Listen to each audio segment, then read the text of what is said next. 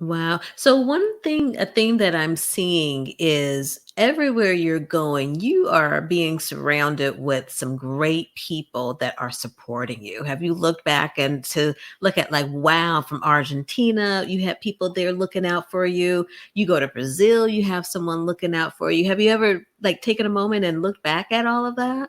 That's interesting. I actually didn't, but that's true though. It's I was lucky to maybe attract people on me. I think it's the energy, Yeah.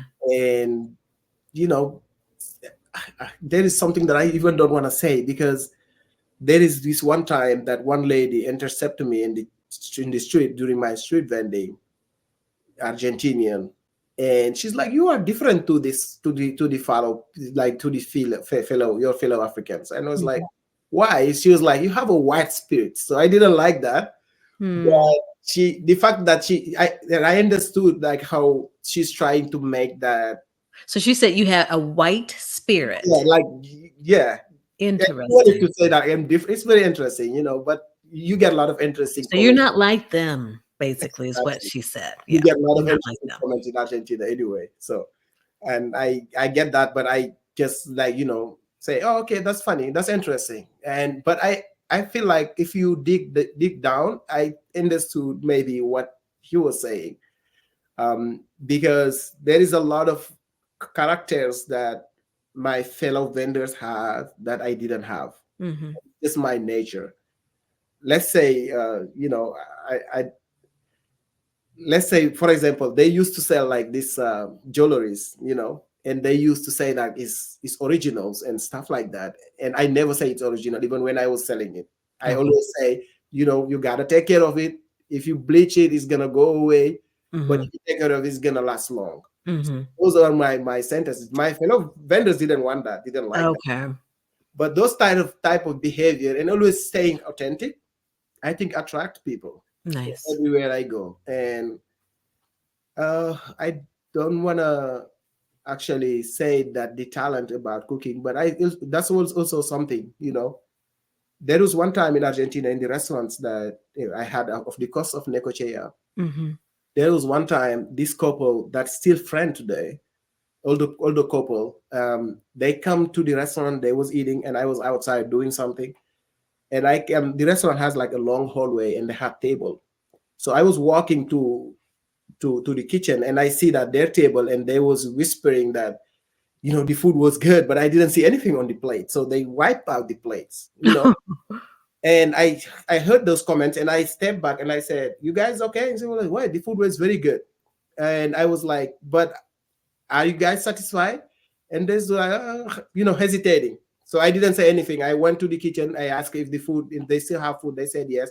I said, "Make them another plate." Hmm. So they make them another plate of food. And they was like, "Oh, that's surprising. But they was thinking, because I think they was wealthy. I don't think I know that they were wealthy people. Hmm. And they ate it. And then when their bill comes, I didn't include the extra plate. Okay. It was like, "Why didn't you explain the plate? Because you serve us another plate." I was like, "No, that was free." Hmm. Because in our country, we want to make sure that everybody eat. That's the teranga that we all talk about. Hmm. I was like, "We want to make sure you guys eat. So this part that I give you extra is just to make sure that you guys satisfy and all of that." So I won't charge that. Hmm. But that act of kindness actually strict them, because they was like, "Oh, wow, this is interesting." And they start asking me about my background, Hmm. exchange contact. They live in Asul, another city that's a Okay. little bit, far from Necochea. And we exchange contact. And one of the men say, "Whenever you find yourself in Asul, let me know. I Hmm. want to do something for you." And I was like, "Okay." And then when you hear those type of comments, you kind of like get excited. As an entrepreneur, I thought I was getting investor or anything, but I get better than investor. What I get was that year after, I happened to be in Asul for an event, so I didn't find hotel. It was all booked.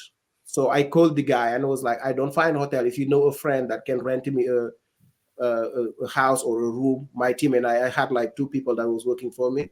I Hmm. would appreciate that." And he was like, "I don't have a friend, and I am not in town, but I'm gonna do something. Go to this place, and they will give you a key for apartment, and they will take you to an apartment that you can use for the weekend. Hmm. It happened to be their house, so I went there, and they actually gave me the key of their house that Wow. everything in it, and it was crazy. It was a huge house with everything in it, and he just like the guy that dropped me off just dropped me off with the keys, and he was like, "Turn it back when you're done," you know. And I was like, "Really?" And that was something that was very, very, very interesting, better than anything that you can imagine, because the trust, and it's actually better than actually giving me money on something. Absolutely. And then returning that trust and respect, right? Finding the place, leaving the place how you found it. And they never seen me again since that day that they went to the restaurant, and they trust me with their house. Right. We finish our event, we clean up the house, and I uh, give them back the keys. And they was far away. I think they was traveling outside of the country even. Hmm. And that was just, and I stay in touch even these days. That was just some of the interesting things that I have. Wow. That is amazing. So Yeah, let's talk about the decision to move to the US from Brazil.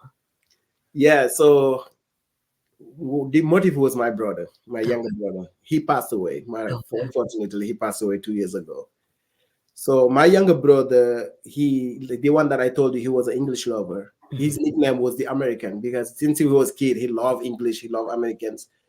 And he actually, at the time, he was taking care of a like American school that was opening in Senegal, and they hired him. And he was a sub director of the American school, and he traveled back and forth here. And he was telling me all the time, no, with the talent you have to go to America. You have to believe in your dream. Like, you have to. He used to say this: you have to be in the big league. Because the big league at the time, I remember it was after 2014. No, this was 2000. No, 1998 actually.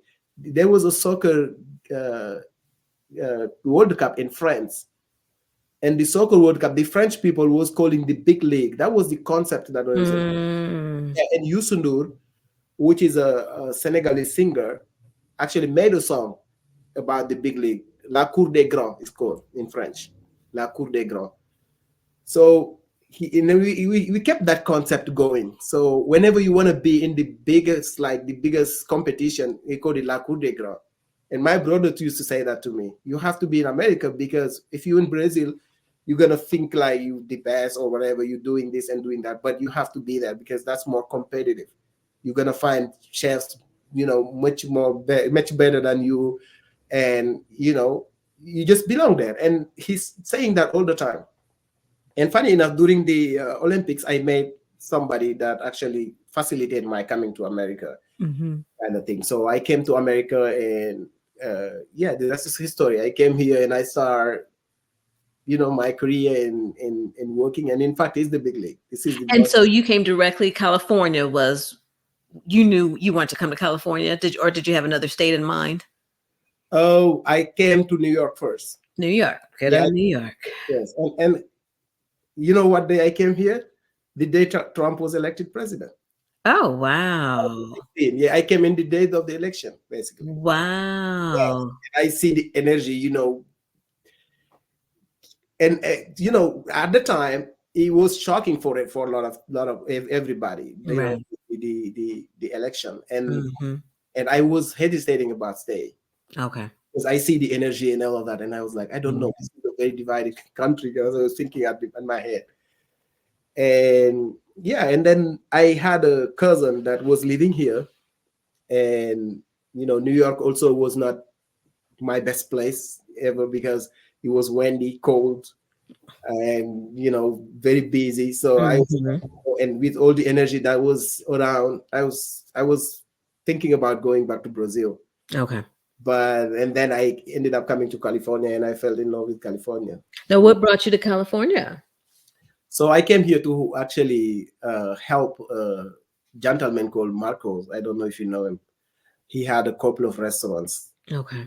I didn't want to put that in my curriculum or nothing, because the restaurant is not too representative Okay. with the Senegalese community. Gotcha. Yeah, so I tried to take that and bring that back, but it didn't happen. So he was very resistant. He's a French and Senegalese descendant. Gotcha. His grandfather was the first president of Senegal. Mm, So, but his restaurant is Senegalese restaurant, but the food is not too authentic. So okay. I was trying to change. But to change that, you have to change the guy. Yeah. So changing the guy was challenging, and then I ended up, starting my own business. Wow. Now, how was that? I mean, you're like learning, I mean, just how to now navigate through, American business world and all. How was that experience? So yeah, just the way I found myself being successful is just to rely on my background Hmm.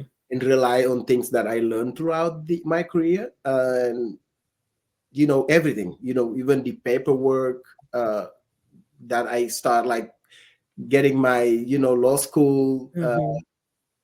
time in practice. And I also found a niche. I found that you know there is no Afro-Brazilian food here. You barely see Yeah. Brazilian food. you True know that. there is few Argentinian empanadas, but when I test it, I know mine is better. So I start thinking all of that, and I start also using just like my brand to get around. Hmm. First off, I like to call the Uber hustle.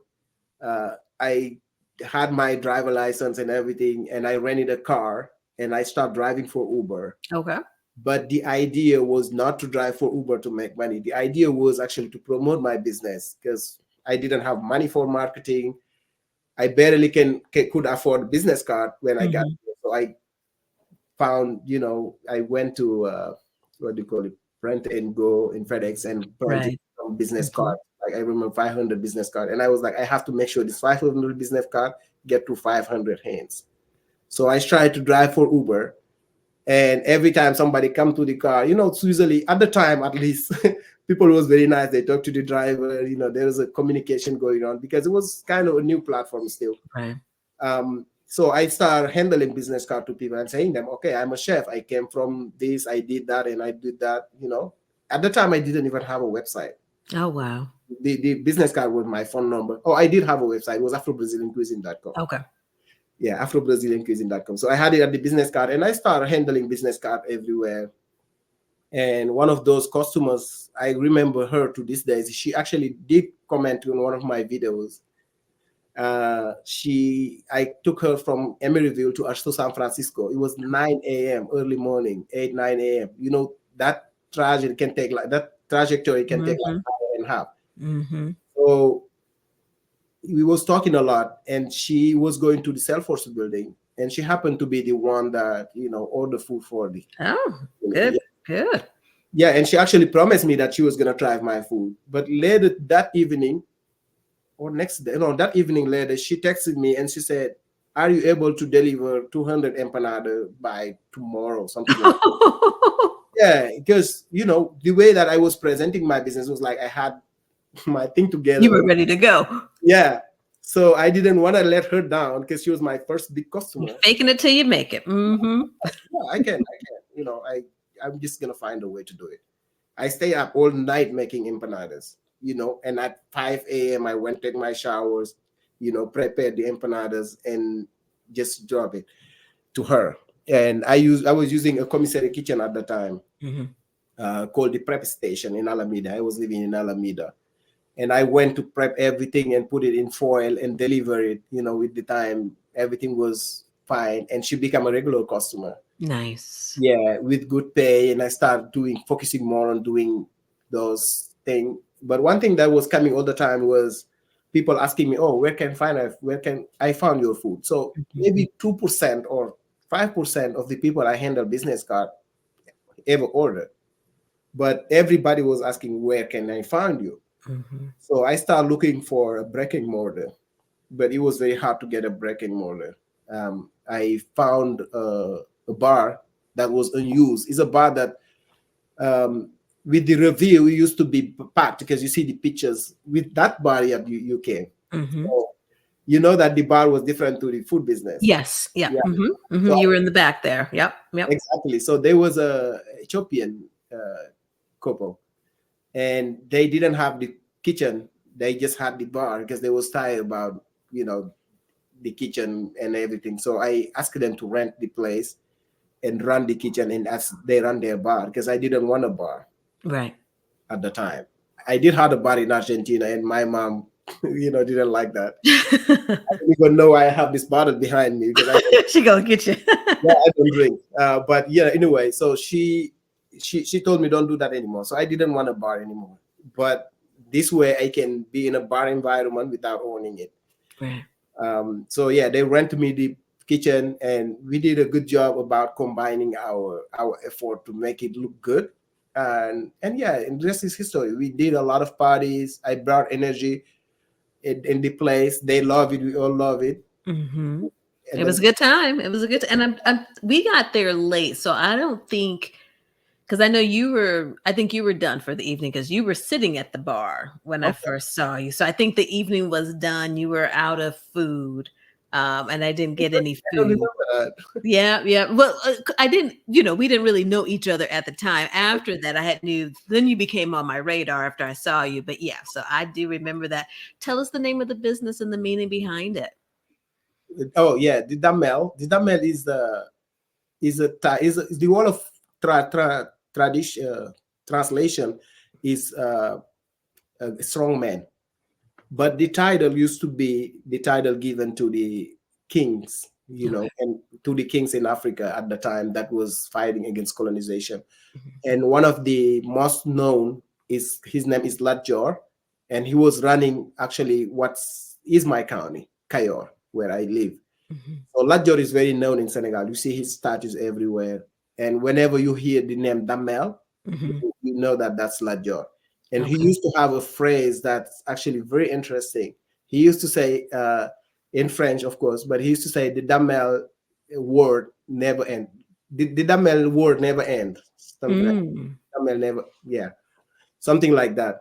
So just saying that the Damel will stand no matter what. Gotcha. So I get that name, and that's what actually that phrase is what actually letting me stay today because I thought about quitting all the time, but I Did never you? like Yeah, no. it sounds like it was tough. So what is, and I know so from that spot at the end of Broadway, you came back to the other end of Broadway and that's where we did our article and met you there.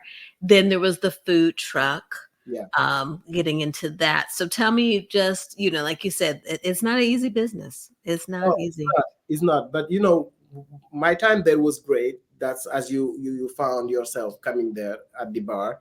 But COVID happened Mhm, afterwards. And when COVID happened, we closed, everybody was home. We didn't know what to do. And I started wondering like what to do. Like everybody, I didn't just want to stay home. And I found that the city of Oakland was promoting this program from World Central Kitchen mhm, to feed homeless and to give mhm. them food. So I Yeah. signed up, and lucky enough they called me. Yeah, so it was good because it was good money. It was getting paid. Delivering, making and delivering meals to those in Yes, need. yeah. Mhm. I called back all my employees, and I also hire more employees.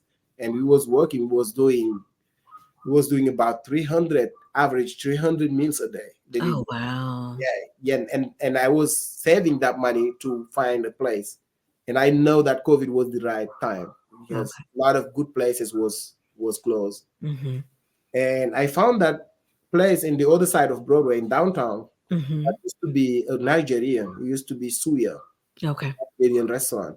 So I went to talk to the owner, and he actually agreed to put a down payment and had like a couple of payment. He basically sold me the place without the name and everything. So Mhm, and it was an opportunity to be more independent, mhm. because there are challenges about sharing a place with the bar because Yeah. there was time where the bar owner don't even show up, but No. I have to open the bar anyway because I don't want the customer to feel that come to drink and or eat and don't be able to drink because the bar is closed. Right. So I ended up running the bar in my restaurant. Oh, don't tell mom. Maybe that's why you found me sitting at the bar, because I was all the time around the bar at the time. Because a lot of people was coming for the bar actually, because Yeah, they didn't know the food was there. So that situation was telling me, okay, find something else. yeah, So I found that place and I went for it. And I also get a food truck, because with the country changing, people are not coming to restaurants, right. but people are going outdoor. So I went for a food truck, and the food truck ended up being a spotlight. So it blew up, and it was everybody start knowing about what we do. And yeah, and actually get a second one, because it was booking over and over and over. But it Mm, was very challenging. And this time I fell, my strategies fell, because I thought the idea was like getting places, being in different places at the same time. mhm. And that was bad. That was Okay. a bad idea. So I scaled too fast. You okay. Yeah, Yep. yeah. Yep. So I get this place, even it was COVID, but I was like, this is the right moment to find good places. After the one in Oakland, I also get another place in Richmond, which was a Okay. beautiful Brazilian steakhouse that closed. And I talked to the owner also. I took Was that. that by the water there in Rich in like I'm thinking there's a spot in Point Richmond. Was it in Point Rich? I know what you're talking about. Yep. So I got that place, and with the owner helping me getting it, and that was a big mistake, because I spent a lot of money in that place, and it was big. But I was like, COVID will be over, people will come back soon. But my Hmm. expectation was that COVID was not gonna be like 4 years after feeling the impact. I was like, this is just gonna go away, and then I was gonna be sitting like in this beautiful place, Mm, making this and that. So my dream was that. So we months passed by, COVID didn't change anything. People still not coming, and in Oakland especially, because we was cross street to Clorox. That yep. location was Hmm. very Hmm. surrounded by offices, but nobody was coming to office. Yeah, and it hasn't been the same. Downtown Oakland has not been the same Yeah, since COVID. that's what I was gonna say. I was closing at 7 p.m.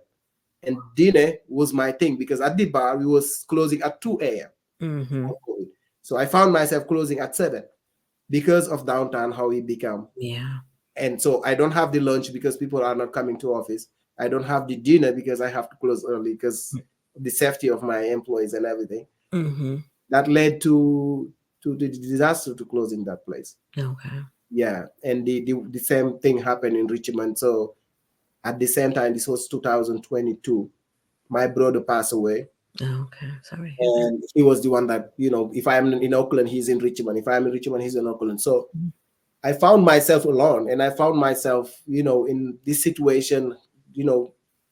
Oh, another thing for the food truck. The food truck was parking in Alameda in that kitchen that I said, Hmm. Hmm. the kitchen I started. He was parking there, and 2 times in 1 month they stole the catalytic converter. Yeah, and that was so unfortunately such a common occurrence with so many food trucks. Yeah. So, and I was like, what's the point? Yeah. With all this burden that I'm going through.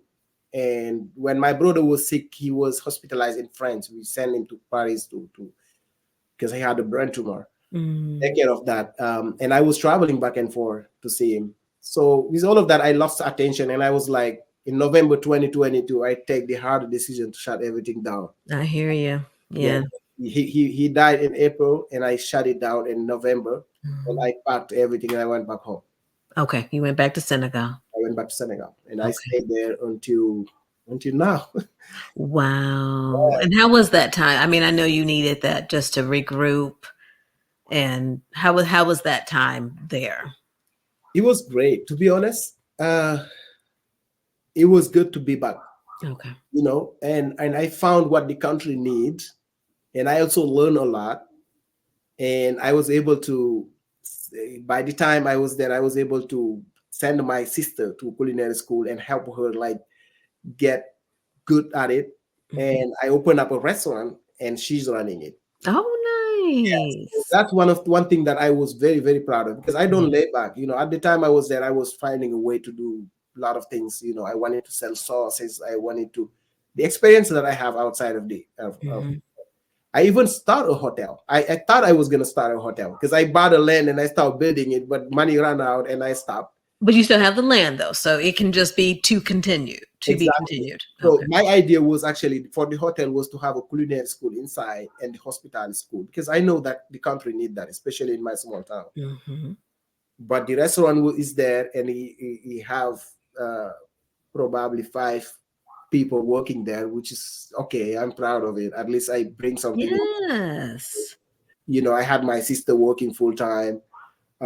So the closure of the Damel, that's something that I can claim that it was the positive thing about it, that I Yeah. was able to be back home. And remember, I was not living in the country for, I think, 17 or 16 years. Mhm. So I needed that time to, regroup myself and, found my roots again. Yeah. Did you consider that a failure, or did you just consider that the end of a chapter? I like to call it temporary defeat. Okay. Yeah, I like to call it temporary defeat. You see, this book, uh, Think and Grow Rich, Mhm. the author is saying that in the book, temporary defeat. And I was like, oh, this is where I am then. So Mhm.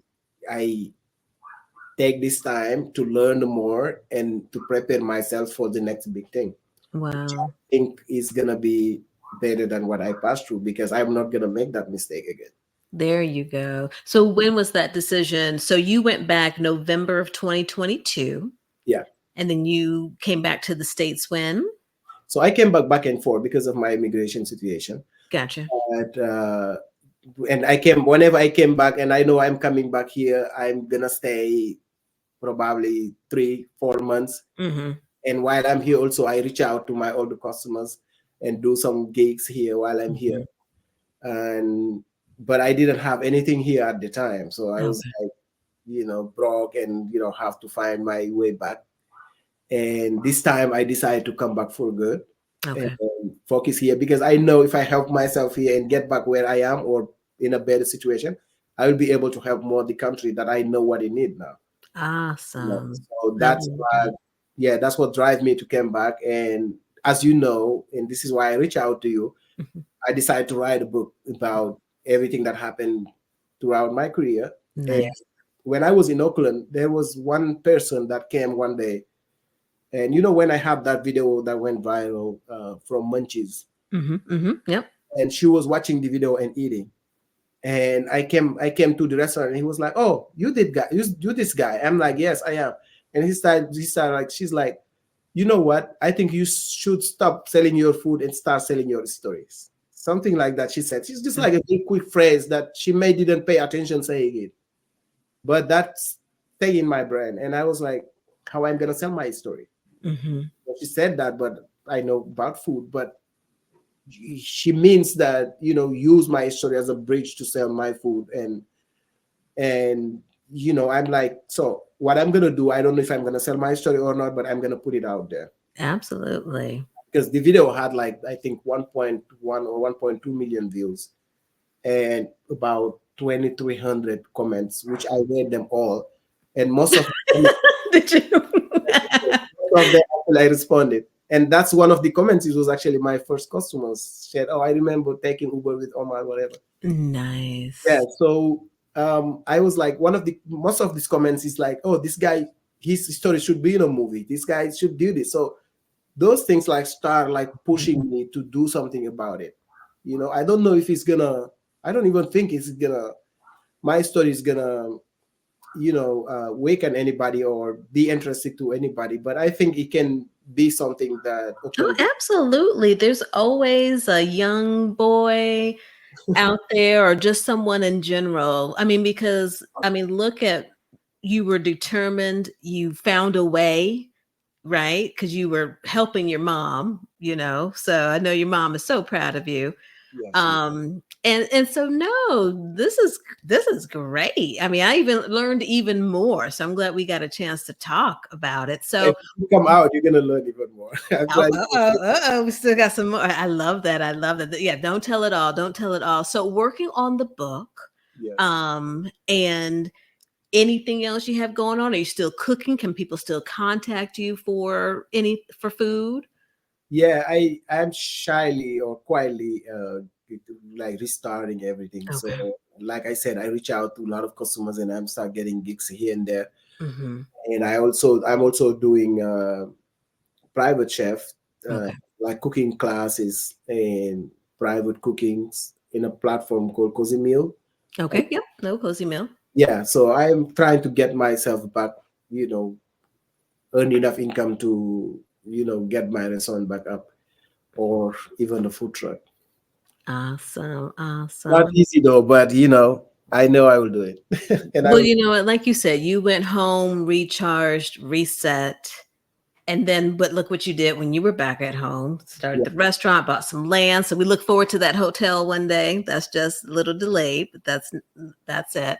And then what you're doing now. So congratulations to you. Oh, thank you. So yeah, yeah, I'm all the time like now riding. It actually become a new thing to me, and finding ways to, the strategy I used before, like I said, throughout my career had worked in my favor. Mhm.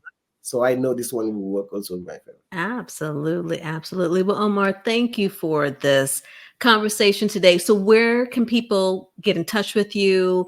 Are you keeping us abreast or giving us teasers on the book? So, how can we make sure that we're connected for when the book drops? So When yeah, it drops. Instagram is a good way. Instagram is the Damel in this, Okay. and or info@thedamel.com. I used to use that email. And yeah, I also start a new website which is not fully developed yet. It's called chefod.com. Okay. I love that. Yeah, and focusing just in that, and and being a little bit more ambassador for Senegalese food and African food. I will Wonderful. focus on, and I also doing gig here and there. I just work with Chef Pierre Chan that I told you Hmm. about you last week, which was a dream come true because I never come that close, and we had to spend 2 days together working together, and it was amazing. Awesome. Awesome. Now we just got to get you down to New Orleans. Got to get all you Senegalese together. So, at Yeah, the Parnola. we So, talk about definitely. that actually. We talk about, because I suggest chef we should put a movement and get all the Senegalese chef together in one platform, and he think it's a good idea. But I think I am. He's too busy, and probably have more time to work on that. So I'm It'll line up when it should. When it's meant to be, the three of you or two of you will come together. So all in yes, due time. yeah, I Awesome. believe that. Awesome. Well, again, thank you for sharing your story. We're gonna continue to stay in touch and so excited to for when your book drops. Thank you, Sherry, and I appreciate the time. And I think, as you say, you've been around for since when we started. So Mhm. I hope you're gonna come back in a bigger and better place to see us. Absolutely. Well, thank you. Take care. Yeah, thank you. Bye bye. Bye bye.